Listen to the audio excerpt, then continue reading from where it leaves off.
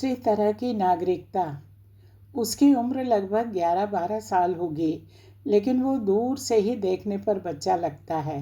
हाथ में पोछा लेकर कुर्सी मेज़ें साफ करता, एक बर्तन ट्रे में लाकर पानी के गिलास सर्व करता है। खाकी नेकर और कमीज़।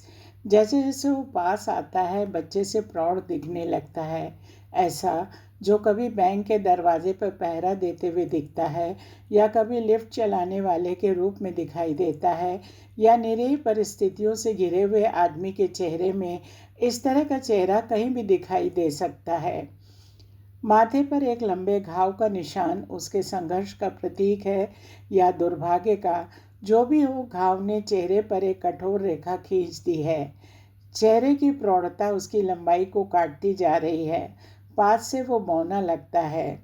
दूसरे अनुभवी और तड़ापड़ दौड़ते वेटरों की नकल में उसका नाटकीय लपकना झपकना बतलाता है कि नया आया है। मेज़ पर वो पानी का गिलास रखता है। मैं पूछती हूँ, ठंडा है?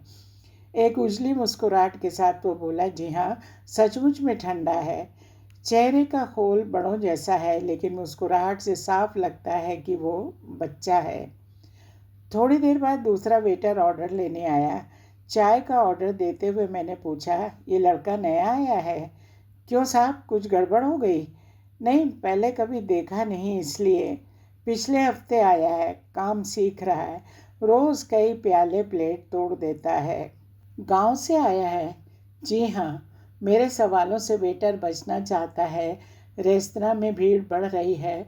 वो दूसरे ग्राहकों की तरफ लपक जाता है। अपनी चाय का इंतज़ार करते हुए मैं सीट पर बैठते बदलते चेहरों को देखने लगती हूँ। आज दफ्तर बंद हैं। सड़कों पर, दुकानों, बाज़ारों में पति पत्नी और बच्चों की रेल पेल मची हुई है। किसी छुट्टी के दिन जब लोग फुर्सत के साथ घरों से बाहर आ जाते हैं, तो लगता है शहर में इतने लोग। यह सवाल हर दूसरे तीसरे व्यक्ति के मन में उठता होगा। भीड़ की परेशानी से सब बचना चाहते हैं, लेकिन भीड़ कहीं भी पीछा नहीं छोड़ती। भीड़ की बात करते हुए हम खुद को भीड़ से अलग सोचते हैं।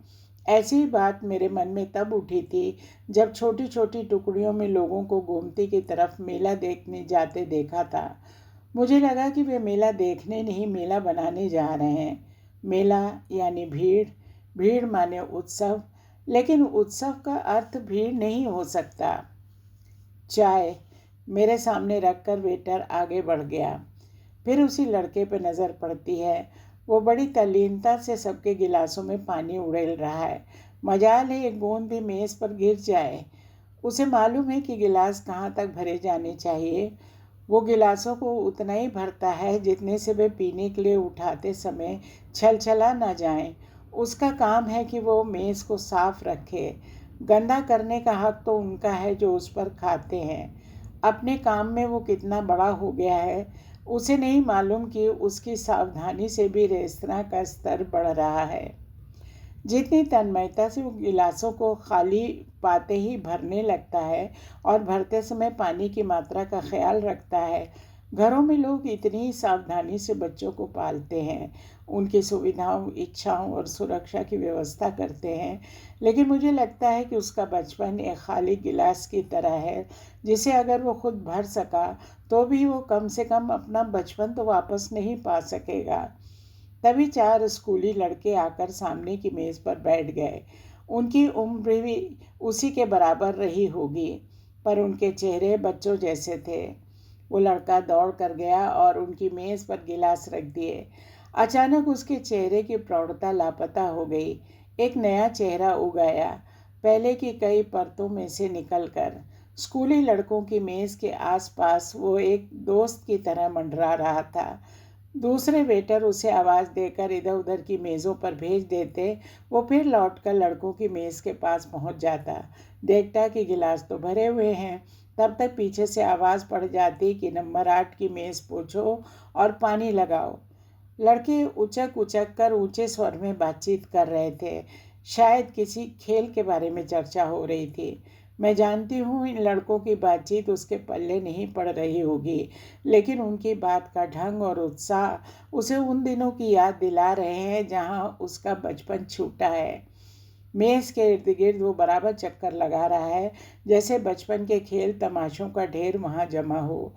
यादों के इस ढेर में घुसकर बचपन के एक एक रेशे को अलग करके दोबारा सिलना कितना मुश्किल है, क्या वो जानता है?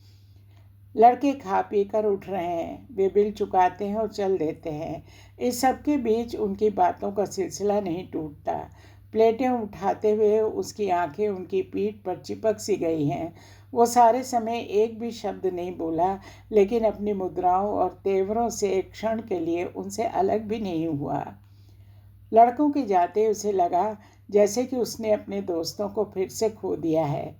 उनकी वजह से उसके चेहरे पर जो रंग आ गया था, उससे वह थोड़ी देर के लिए एक दूसरी तरह का नागरिक लगने लगा था।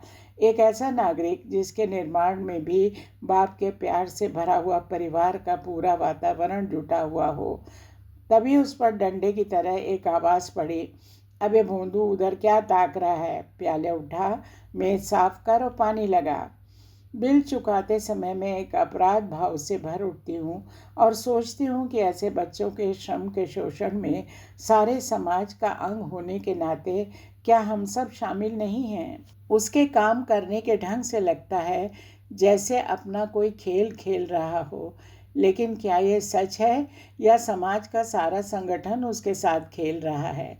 वो फिर अपने काम में जुड़ गया होगा। मेज़ों की सफाई और गिलासों में पानी, क्या उसका काम उसका खेल है?